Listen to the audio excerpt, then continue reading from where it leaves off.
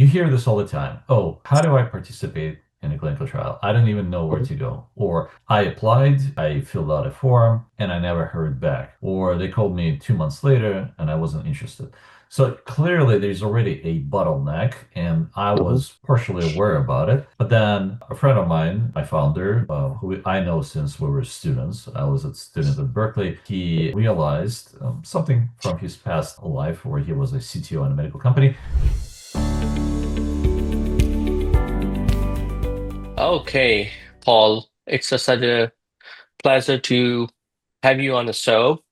I've been following your work and your team at Areti Health, which is like doing with the AI-driven patient engagement, and I'm genuinely excited for today's conversation. So before we dive in, how everything's going out in the California these days and how you've been so far? It's pretty good. Thanks for having me here today, Drupal. I'm very excited to be on your podcast. It's going well. We're going into the last quarter of the year. A lot of studies are happening right now, or there's planning going into 2026. So, Mhm. understandably, we are working with our partners, with our customers, getting very busy. So, exciting times. Awesome, awesome. I like the energy that you have. So, Paul, before we get into the world of AI and healthcare, I would love to rewind a bit little. When you are not leading teams or building a product in healthcare sector, what kind of things energize you outside of the work? Good question. I volunteer a lot with my daughter's school. She's in a marching band, so Awesome. I help out with with the whole parenting volunteering thing, from towing the trailer for the instruments to just kind of building Mhm. the props, something to bring to the community, something to give back. That's kind of one of the things that occupies my time. The rest is just playing in a band and walking my dog. That's good. Means I'm one of that guy who loves dogs, and I'm pretty busy too with my kids since they Oh, I can are imagine. younger.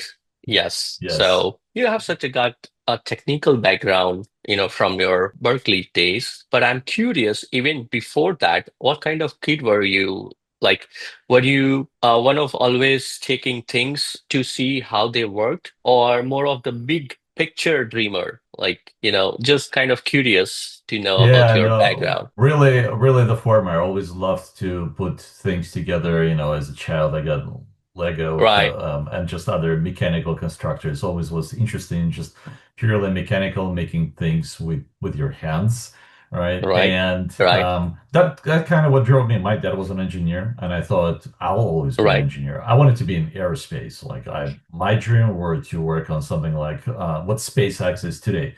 Like when I right. graduated, there was no SpaceX, there was NASA.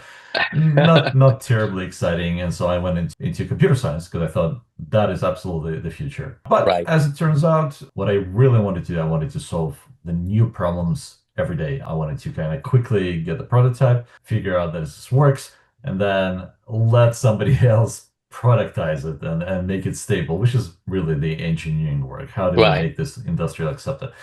And it turned out that rather than be an engineer, a sales Hmm. engineering role was a much better fit because you get to talk to new people every day, new customers, new Correct. prospects. Right. You need to understand what their pain point is. You have a Hmm. product, but can you make it fit into their operations? Can you make it work for them? And a lot of Right, times there's this core, but you need to create adapters, you need to create right. transformers, you need to align it with what the customer wants. That is a lot of engineering work, and it's very creative work. You are given a limited set of tools and a Hmm. limited amount of time, and you need to figure out quickly, can I make this work or not? And if you can, fantastic, the deal is done. And then again, engineering on their time with working with the product manager will make it happen. But that absolutely was Awesome. probably the sweet spot for me. I absolutely loved. Awesome. I love that. I love to hear that. And in the especially the healthcare ecosystem, the way it's trending, there are a lot of scenarios, a lot of use cases, and a lot of opportunities, for innovators, to kind of make it, easier for patients, for physicians, for, everyone. So I love that you are Absolutely. in that. Yeah, I love that You're you are you're in this absolutely on the space. money. Yes. Yes, Every yes. time we talk to a new customer, their operation, the goal is the same, but their operations, how Hmm. they're set up, what they do, how they approach the problem is slightly different. And so we got to figure out. will our product work? How can we make it so generic that it will work every time? And again, that's very Right. exciting. And Paul, I just heard a few minutes back, like you have worn so many hats, engineer, sales leader, now co-founder, right? What do you do to stay grounded or recharge when life gets hectic? Is there something that maybe you are passionate about something outside of your work? Yeah, absolutely. I think because there's so much mental activity every day, I spend a lot of time in meetings. A lot Hmm. of time there's sales meeting where you gotta understand what the customer wants, align with the customer, be empathetic with the customer, and try Right. to bring the deal to closure.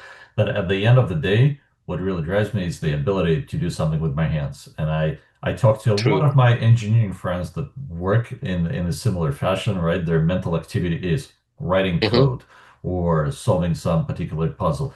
At the end of the day, all they want to do is do something with their hands. It's physical labor. Some do juggling. Others go and tend their garden and they plant things. I do some woodworking or play on a guitar. Something that it's Wow. kind of instant gratification. You see the product of your labor right then and there, Uh-huh. but also it Right. allows you to shut down the portion of your brain and do something with your Exactly. hands. And I totally agree. Even myself, I keep up myself like, I need to kind of stand up and kind of coming out of that environment, that stressful environment, just go for like a quick 5 minutes walk to have more new ideas to kind of, stress level kind of, we can decrease. So yeah, these are the things that kind of in this because nowadays it's a hectic with your personal life, your professional life all together. But I love to Absolutely. hear that. Yes. So, is there something most people wouldn't know about you? A passion, a quirk, or even small ritual that keeps you in a flow? Yeah, it's probably the only thing in the morning when I get up. I usually take a quick look at the emails, but then I give myself 5 minutes. Like, you wake up on the West Coast and East Coast Right. is already 3 hours ahead, and you wake up to 10,000 emails in your inbox, and some are urgent, some are not urgent. But Right. gotta give myself a little bit of a space in the morning. You gotta sit down, have a cup of coffee, your kid has gotta have breakfast, and you take them to school. Like, Right. yes, there's some urgent calls, and I will wake up extra early for that and do them. But normally, unless it's Earth is on fire, right? I know. I'm gonna take those 5, 15 minutes and just mentally prepare myself for the day, kind Hmm. of check my list for this is what I plan to achieve. This is the priority. This is less important. And just kind of get myself slowly in gear rather than immediately jump into everything. Because if I don't get the cup of coffee, if I don't slowly wind up myself for it, I know I'm just going to be cranky and it's not going to be a good day. So you got to make a I space know for we yourself. we need a coffee always. That's the first thing Right. that I start with. Great, amazing. So let me a little bit switch over to Areti Health, right? So Mhm. take us back to the moment when the idea for Areti Health really clicked.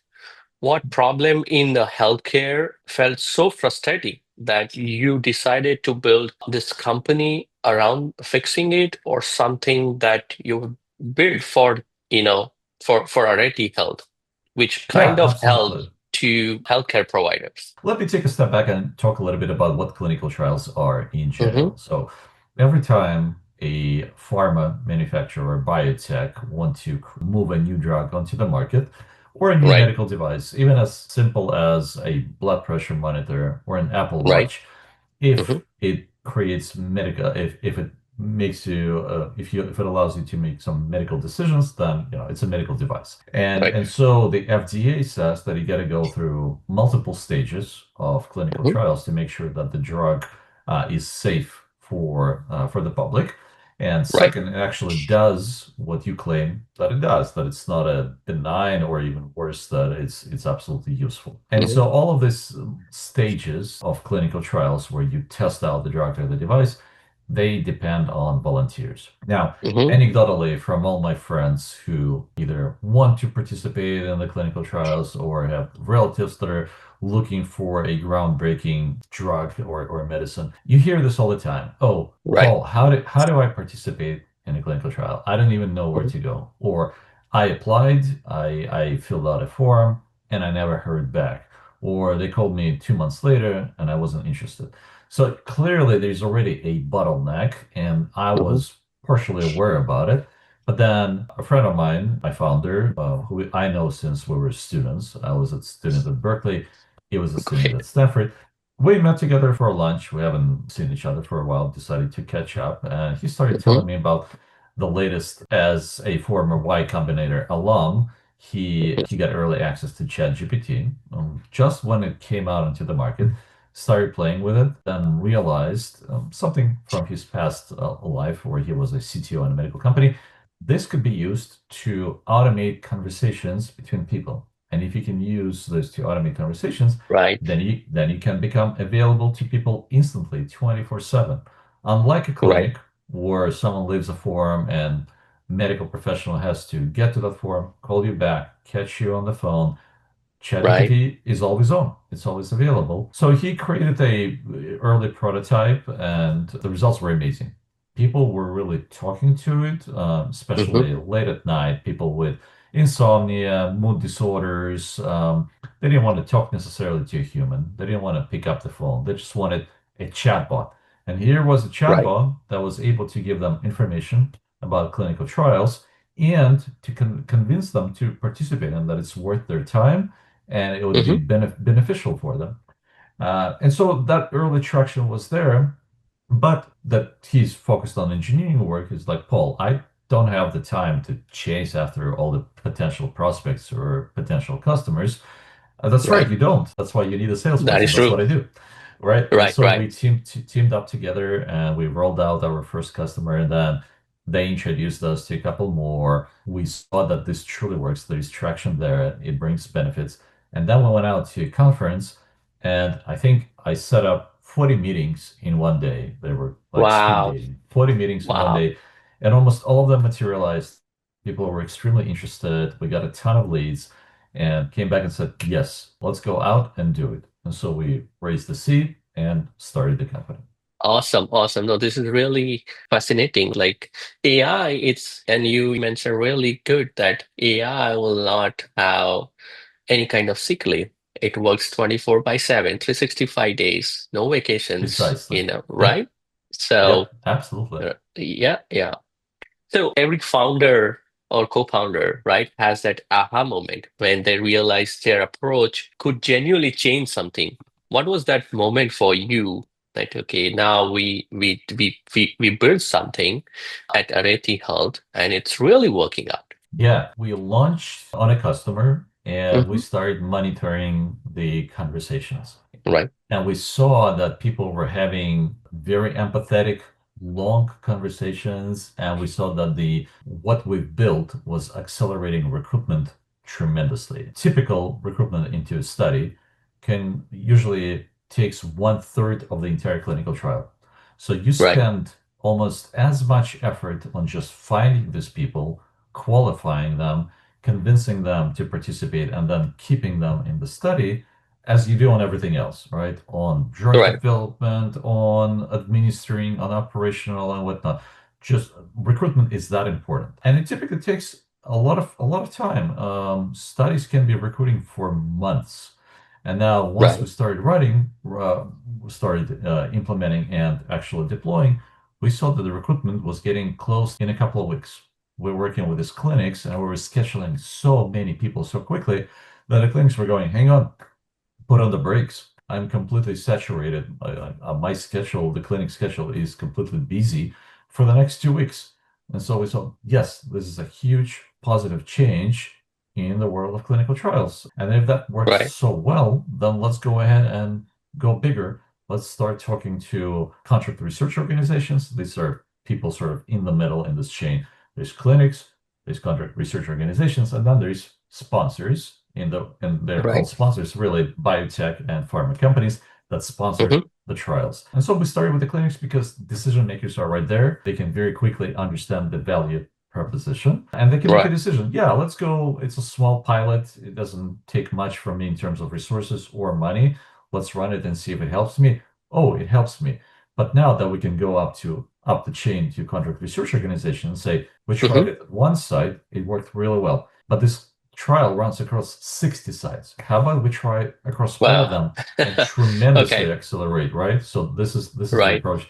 And this is exactly what we're doing. So now we're talking to the largest contract research organizations in the United States to say, let us power your trials because here's proof one, two, three, four, five. We got tons of case studies where it works Wow. well. Let us power your research. And I imagine working with the hospital systems or providers comes with the mixture of excitement and some of the big operational hurdles too, right? But Oh, absolutely. yeah, There's a lot of yeah, yeah, there's a lot of regulation. right. Clinical trials, in particular, clinical trials are heavily regulated. They're Mm-hmm, institutional review boards, IRBs.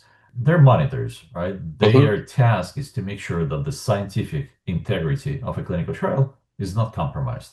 Because otherwise, there could be all kinds of shady dealings where the drug doesn't work or you falsify the exactly. data. You convince people to stay in the trial by paying them extra and whatnot. So there's a lot of ethical overview. What you can Right. tell the patient, what you cannot tell, what you can do, what you cannot do. And so you got to fit in this compliance framework. There's, of course, HIPAA, the protection of your personal HIPAA, right. information, right? There's Mm-hmm, HIPAA. And then there's IRB and everything else. So right, we got, yeah, got our HIPAA attestation. There's a lot of compliance hoops that we had to jump through. HIPAA right, attestation. That means we treat personal information with utmost care and we mm-hmm, comply with all the regulations. Great, we got that. Then there is what's called IRB approval, that they look at mm-hmm, your technology or what you do and say, yes, what you do is ethically correct, and therefore uh-huh. you are allowed to continue. And just yesterday, we received our first generic IRB approval. Typically, you require Congrats. an IRB approval. Yeah, thank you. That was a long time coming. Typically, you Cool, require an cool. IRB approval per study. Mm-hmm, So every time you do a clinical trial, you go out to IRB and say, this is what I'm going to do. And the IRB looks at this and says, kosher or not kosher, right? Okay, not okay. right, Now, we've got a generic one, which means we don't have to repeat this process every time. Every time we start a right. trial, say, our engine, what we've built, has been Mm-hmm. blessed by the IRB, and therefore we can speed up the entire process and let's go, right? You give us the It, it, trial, we start the work. it's kind of you got the blanket approval, right? And Precisely. It's a blanket yeah, approval. That's right. right, Yes, right, we're very right. excited No, about that. amazing, amazing. And one more time, congratulations Yeah. for that. Yes. So you have been in the both tech, healthcare long enough to see a lot of changes, right? From your vantage point, what shifts in the last year have had the biggest impact on the patient engagement or provider adoption? Yeah, there's AI is absolutely dripping in into Correct. every aspect of clinical trials. Mm-hmm. Some of it has been there for a very long time. People just don't realize it. It wasn't cool to call it AI. Because Yeah, it wasn't necessarily large language models. It was machine learning. And machine learning has existed for a long time. Machine learning right. is fantastic at pattern detection. So your Mm-hmm. X-ray scans, your MRI scans, your CT scan, they've been analyzed by AI for a very long time. People just it helps the doctors, but now it is even more pronounced. So today, for example, we started with patient engagement by, oh, you just filled out a form on Mm-hmm. Facebook or on Reddit. You click the ad, filled out quick form. We got information. Now we immediately engage you. So we call, we text you, we speak with large language model, we synthesize the voice and pre-screen you to make sure, pre-qualify you to make sure you're a fit. But the next step Right. is finding people that are actually a fit from the start. And so we've Mm-hmm. brokered ourselves an access to National Health Exchange. National Health Exchange is a conglomerate of exchanges between all the electronic medical records. These are systems, any doctor will Mm-hmm. have them, that hold your information. And so by law in the United States, all of these EMRs need to now connect to a global health exchange where Right. you switch your provider, you go to another doctor, they can instantly pull your chart and say, okay, what is Drupal? What kind of doctor have you seen? What kind of treatment have you received? Right. It is a complete digitized copy of your entire medical history. Now, we've brokered a way where we can now request your medical chart on behalf of the Mm-hmm. treating doctor. If the doctor says, Drupal, I think you would be a good candidate for a clinical trial, we can go Okay. out onto Health Exchange, pull Mm-hmm. that record from there, examine it against the protocol inclusion exclusion criteria, and match Right. up everything. Your latest lab results, your image scans, your doctor's notes, your prescriptions, and say, oh, based on what we see today, Drupal is actually eligible. We're not going to spend time on someone who's not eligible and upset them. Oh, why are you calling me? I was never interested in the study. I know I don't have the right conditions. I want Right. to unsubscribe. This is the last thing that we want. We want to Right. focus on people that are actually a fit, that are Hmm. inclined to take. And so that allows us to find needles in a haystack. And now we can approach very complex clinical trials where there's a lot of conditions. And now a lot of Hmm. clinical trials are now focusing on rare diseases. Rare disease, by definition, means not a lot of people have it, but when they do, Correct. it's just very hard to find the patients for this particular Correct. trial. Now, this analysis of medical charts and then subsequent engagement allows Hmm. us to, again, perform this recruitment quickly for the clinical trial. And all of this is AI. It's just different flavors. There's machine learning, there's large language models, there's Right. engagement. It's just you can see it being end to end. First, we identify who's a fit. Then we engage them. Then we want to retain you in the clinical trial. Clinical trial could be running for a very long time, 60 weeks.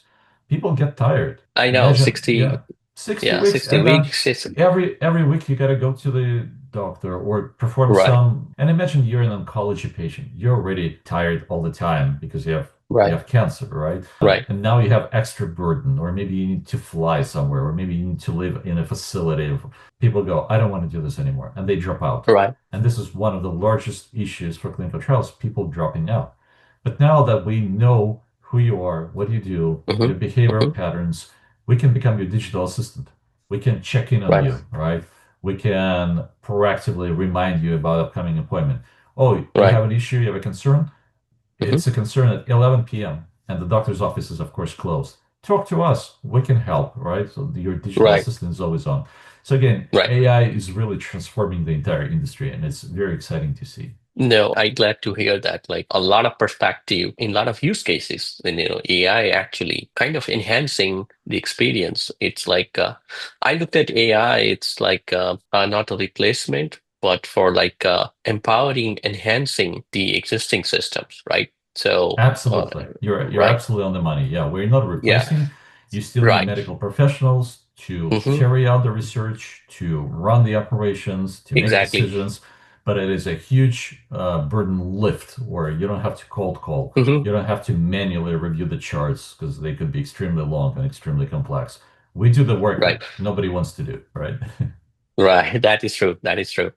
So when you look across the implementation journey, sales cycle, integration, training, what's something that took longer to crack than you expected? That this is what expected, this is how we planned, and now, a specific phase, it's really Yes. hard to adopt. It's Yes. from your It is. perspective, from user perspective, right? Of course, it's always implementation, and I've seen it time and time again, right? You create a Right. product, but you typically create it with Hmm. one particular use case in mind, and you think, okay, this will Right. apply across all the other customers. I made it generic.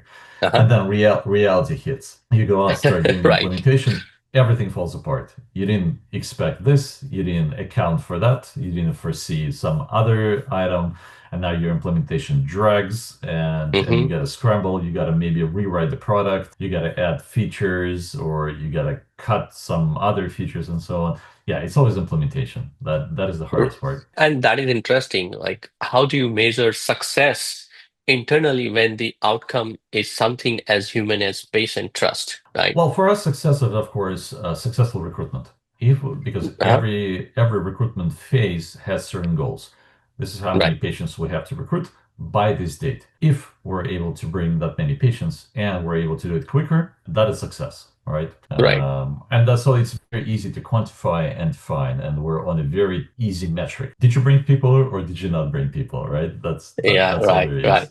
I know. Yes, yes. So, and this question is, I always ask to my wife as well, to my dad. If you had a magic wand to remove one friction, right, at any time, any point between patients and technology right now, what would you change? I think the biggest friction is people recognizing that we're not a spam call. There's just so much going on in terms of calls I and agree. text overload, right?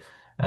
Maintaining that trust with the patients becomes very hard. We're certainly not calling you for nothing, but how do we make you recognize that this is a valid call or valid text that is not Hmm. spam and respond to us. That engagement piece is the hardest nut to crack, especially when you're absolutely saturated with spam and phishing and just Right, annoying ads. How do you right. differentiate in that sea of information that drips on your particular patients? That is the biggest challenge. Yeah, I 100% agree because nowadays a lot of people using AI and other technology or tools. We don't know which one it's kind of not true or we need to pick, right? And people, Yes. it's hard to sometimes, even I receive a lot of other text messages, ads, calls. So yeah, I agree. Yeah. Sounds like you're building something both technically ambitious and culturally transformative. It sounds like, and which makes me very curious,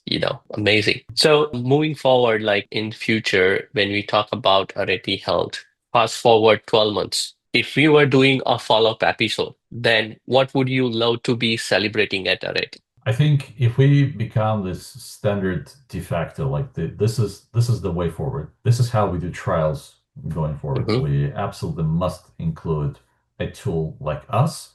I think that's a Hmm. huge success, all right? That we're no longer Right, convincing.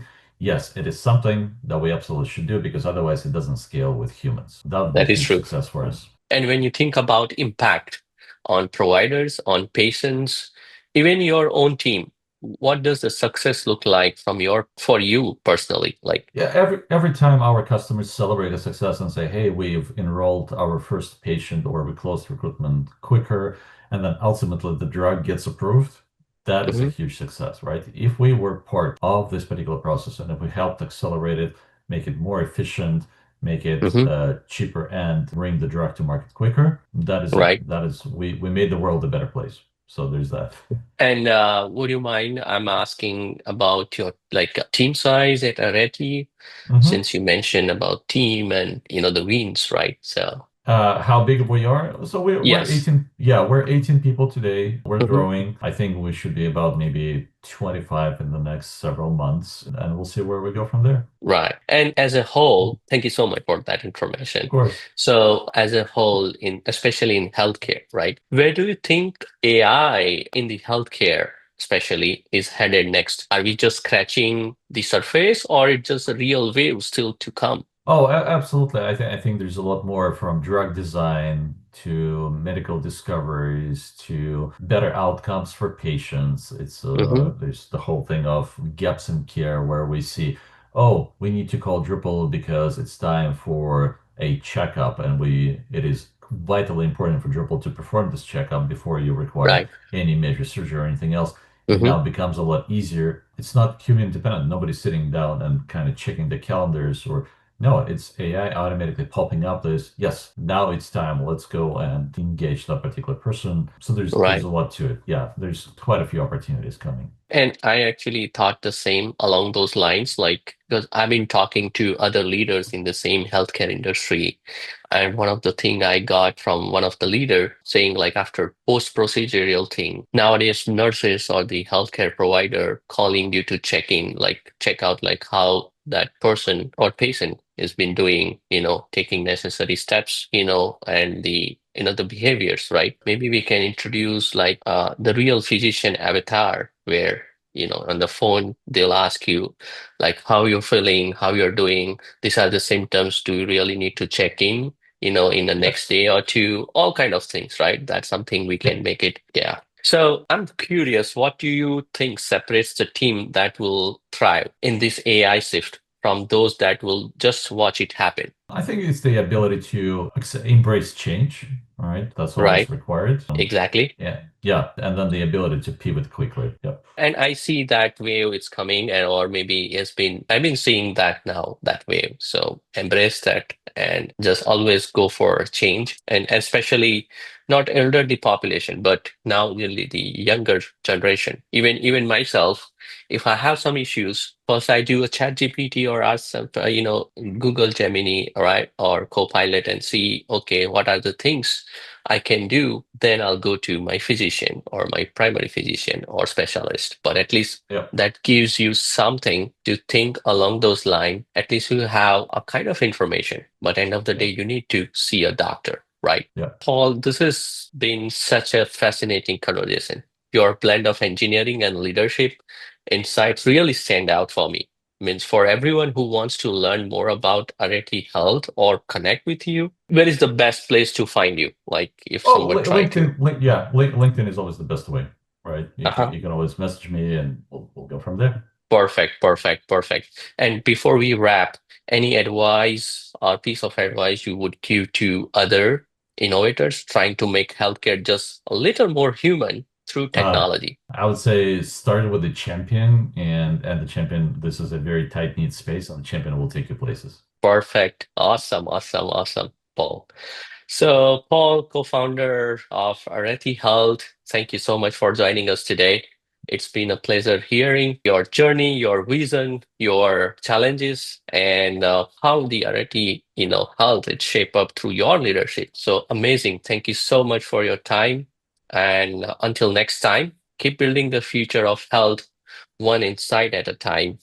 So thank you You're again welcome. for your time and Thank a you. really insightful and important information for our audience who's going to listen this podcast. Thank you. Glad to be here. Yes, and signing off. Thank you, Paul. So I really enjoyed this conversation. Means I learned a lot of things around technology in the healthcare, right? Yep. And as I mentioned, myself, I'm a technical consultant and the system integration specialist, kind of working through, the requirements, the organization goal, and bridging a gap between technology and their goals. So I'm just exploring this niche. I worked in the healthcare sectors, banking sectors, all financial institutions, actually, transportation industries as well. So this is really, really helpful. Absolutely. No, thanks for having me. And thank you so much for your time. And once my team actually kind of edit this one, we'll give you some snippets and then Perfect. we'll go from there. Thank you so much. Take care. Thank you. Yeah, bye Bye. bye.